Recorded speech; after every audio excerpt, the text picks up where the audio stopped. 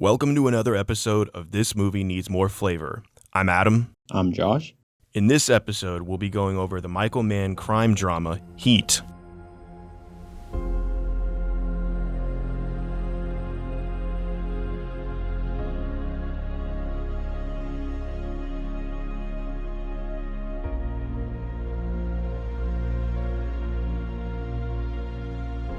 Al Pacino and Robert De Niro lead this 1995 film. Pacino as L.A. detective Vincent Hanna, heading a group of detectives chasing Neil McCauley, played by Robert De Niro, a career criminal, and his crew of thieves attempting one last big score.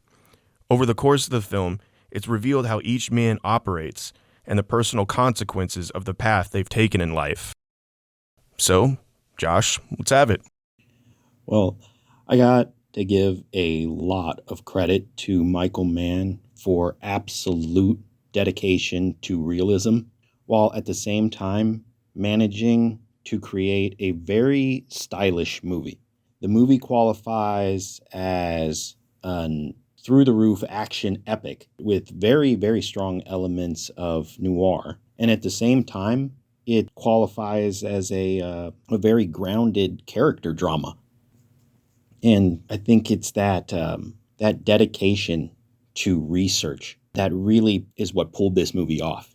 I mean, his research, interaction, interviews with detectives, career criminals, local law enforcement, federal law enforcement. He took all of that. He took all the details, all the stories, all the little personality traits of all those people and just dumped it into this movie. And that, along with the heavy stylistic choices, because there's such a heavy use of style and coupled with that heavy use of substance, it manages to level the movie out to this near perfect balance of a near perfect movie. Now, given the realistic nature of the movie, it's no surprise that the main protagonist and antagonist are both based off of 100% real people. And it turns out that 2 out of my 3 favorite scenes are pulled from direct real-world interactions between these 2 men. And the first one is probably not the one I appreciate the most, but it's when he's outside the metals warehouse and he gets spooked. And it starts from the moment he slips back into that dark corner and they kick on the imaging software they got or whatever. And you can kind of see him. Everybody's waiting for that pin drop. And of course it comes. The guy's gotta take a seat, gotta take a little breather. Now you can slough that sound off. You can push it away as a raccoon jumping in a dumpster, a bum falling into something, or you can act on it and you go and you don't think twice. It's just that shock, like, what the hell is going on? Are we made? That tension. Yeah, those moments. And I mean, we've all been in them, whether you've done something shady or not. There's those moments where you're sitting there and you're that animalistic side, that little detail of intuition comes from the back of your head just screeching to the front. And you have to make a move. And the second scene is, of course, probably everyone's favorite scene, and that's the diner scene. And I'm not going to get into it because it's been gotten into time and time again. It's been dissected over and over again. But it is most likely the moment where you see these 2 characters for precisely who they are and just how well that they parallel each other. Yes. Now, my third favorite scene, and I question because my other 2 favorite scenes were pulled directly from real life, whether or not this one was, and I have no confirmation on that, but I like to think that it was. And it's what I call the container shipyard scam. They're in that shipyard with the cargo containers. And the gotcha scene. Mm-hmm. And he's like, we got escape plan A over there and escape plan B over that way. And okay, let's get out of here. And then he's like, you know what they're looking at? They're looking at us. We just got made. Yeah. I definitely appreciate the cleverness of De Niro's character in that moment. But the thing I appreciate the most is Al Pacino's character appreciation for De Niro in that moment. That Pacino grin comes across his face, and he is just so keyed up on the fact that he's got a real opponent in this game that he loves playing. And finally, I'd say that if there's one scene that rivals the diner scene for its prominence in the parallels between the two leads, it would be the end scene, when they're out in the field at the airport. And it's really pretty much, the end shot for that scene. One's laying there staring off one way. The other one's standing there staring off the other way. They're both holding hands, and they both have no real future ahead of them. Naturally, De Niro's character does not. He's just been shot dead. But the sadness, the depressing part is not for me, is not De Niro's character. It's Pacino's character in that moment. Because Pacino's character literally runs from the hospital back to the game after his stepdaughters committed suicide, and he's told his third wife, no, it's not going to work. He literally runs down the stairs to get away from that situation and back in the game for the game to almost immediately end with a dead man in a field. And now the game's over and there's nothing left. So, overall, I know it's coming. I've seen the movie dozens of times, but it's always rougher when I consider it from Pacino's character standpoint than from De Niro's. And on that, I hope you have something just a little bit more upbeat to add to this, Adam. I can't guarantee that. I love this film. One of the things about this film that I appreciate so much is that it shows the consequences of actions. Even if it may be at certain times stylistic, it shows the consequences of actions.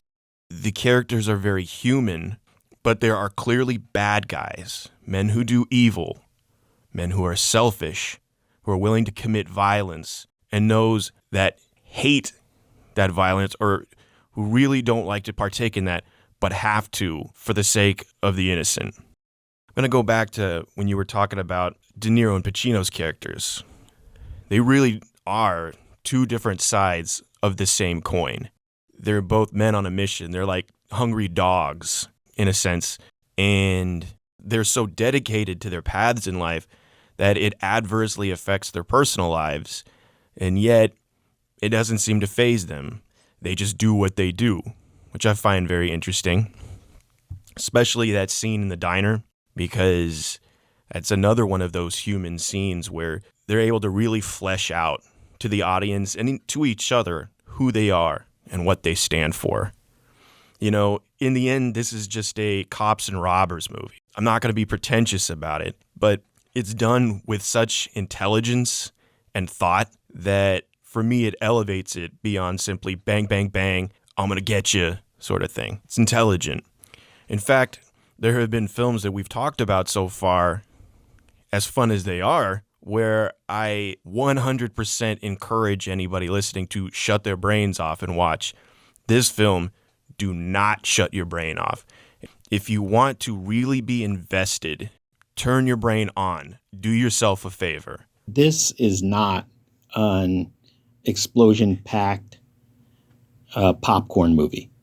This is not just a full action movie. This movie has a very steady rhythm to it of action, cat and mouse. Action, cat and mouse. But yeah, another thing you mentioned, and some of these I'm going to go back over, like what you talked about. The actors, they respectively, they did spend time with criminals and law enforcement alike to kind of get a feel, to kind of get in the skin, How do they relate to one another, to criminals? It's not an unheard of practice, but it really pays off. Michael Mann really poured a lot of effort and time into the creative process of this film. So mad credit to that guy. This film does an absolutely fantastic job in building tension.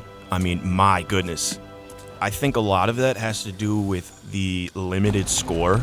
You know, it's the methodical actions here or there that really lead up to things. It doesn't rely on crescendos and all this other stuff. It's just, you're watching the movie, all right.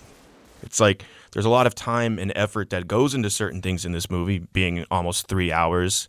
It's kind of like setting up a rocket, you know. A lot of time, a lot of effort, but when that rocket goes off, it is high energy, explosive. It is well worth that wait. This film, I don't want to say gritty, but it does have an authentic feel to it.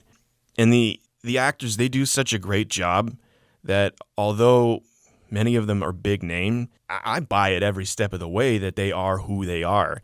In fact, Buffalo Bill, Ted Levine, he's a detective in this film, and I'm sold on it. Yeah, maybe for a second I remember, ooh, you know, but like, no, I buy it, man. Yep, my boy Buffalo Bill. First cop to get put down, it kind of bummed me out. Put the fucking lotion in the basket. Yeah, no, he's just one of many. You have the Allstate guy. What is it? It's the Allstate guy, Dennis Haysbert. Yeah. Amazing. Oh, and that story, that side story, some ugliness right there. She sees him on the screen at the bar, and just a little lip quiver starts going. I'm right there with her. I'm lip quivering. It's such a human moment, and that's one of the things that I love about this movie. All right, and some of these things for any of you listening, you might already know, but I'm going to go over it for anybody who's actually listening to this who hasn't seen the film. You don't mind spoilers?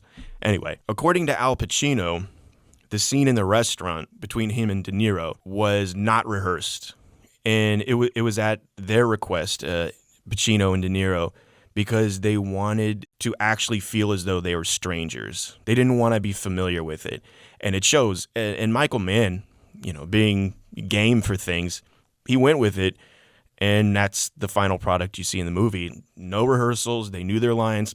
Boom. Went with it. That's pretty amazing. I mean, I've always been amazed by the scene, always thought it was well crafted, but I mean, my basis for understanding how well crafted is just not there. So to learn that, I mean, that's pretty incredible. And again, it just speaks to the level of detail and research and just like heart and soul man must have just poured into this film. So, the shootout scene, it is realistic. And it's so realistic that it's actually shown to Marine recruits so they can get a feel for that kind of gunplay and also to be taught how to correctly retreat in combat situations. I've actually met a Marine, spoke with him a long time ago, and he actually told me, we were talking about this film, he told me he actually was shown this. In fact, in that scene, Val Kilmer has to quickly reload, and that is actually shown to recruits as well as the proper way to rapidly reload in a gunfight. And if you're listening, Sasha, yes, Val Kilmer reloaded, all right? It happened. The cast was given weapons and tactics training by former British Special Service members, so they were fairly well equipped by the time they were filming. And on that note, director Michael Mann, rather than dub in the gun effects, the sound, he simply placed mics all around that shoot so that it just picked up everything. That's the sound of the blanks kicking off then. Right. Crazy. Okay, another one of the cast members, Danny Trejo, he was hired to be an armed robbery consultant after Michael Mann found out that he did time for those kind of crimes. So he got with the crew, the actors, and after spending enough time with them and got familiar with them, he made such an impression that Michael Mann decided to just hire him to act on screen, which I think is awesome. I think every single person in this film is awesome and does a great job. Danny Trejo, who plays Trejo in this film. Right, right. All right. I suppose if I tried, I could find things negative about this film, but I don't want to. So I will concede to one thing that does, it's like a needle in the brain. There is a one thing that always gets me when I watch this. And there's at least two point of view shots in this film. And one of them comes at the end when De Niro and Waingro reunite. They have a reunion, and there is a shot of De Niro's perspective. And I always find it just kind of, it don't work. It don't work. It don't work. That dude's gross. It's not something you want to see POV, really. I mean, They're action scenes. It's very rapid. It's very quick. But this one, it didn't work for me, and it doesn't. But that is an ultimate nitpick right there. But yeah, that's my take on this film. I think it's a classic, done incredibly well, and go out and watch it if you haven't watched it yet. Special thanks to Music Area for the song The Time, courtesy of Toontank.com. Thanks for joining us on This Movie Needs More Flavor. If you enjoyed what you heard, you could always like, share, comment, subscribe, turn on notifications, and follow us on Instagram. All that fun and flavorful stuff that really helps us out a bunch. Our info is in the bio. Thanks again and keep listening. Thanks for joining us for another episode of This Movie Needs More Flavor. Take care.